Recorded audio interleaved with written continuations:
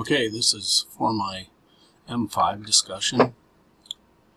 So what I did was I looked at the apps. I enjoy looking at this stuff and trying to make it work in my classes.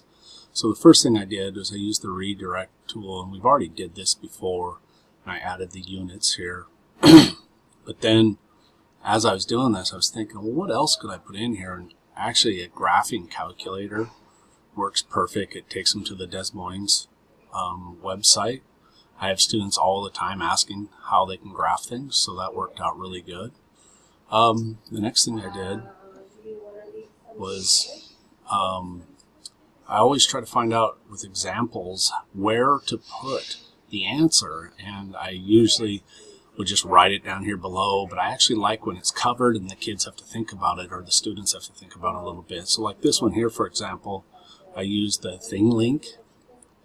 They read the question, they click here, and it pops up and gives them the answer. So I went through and added all these in there. This is a class that I'm designing for my geometry. Okay. Also, you have used the app for the Bitmoji and inputted those. And then the last thing for the review, when they get to the end of a lesson, I've put in the Quizlet. And I've used the Quizlet app to put that in. And I guess with the these thing links, I use the iframe form to put that in.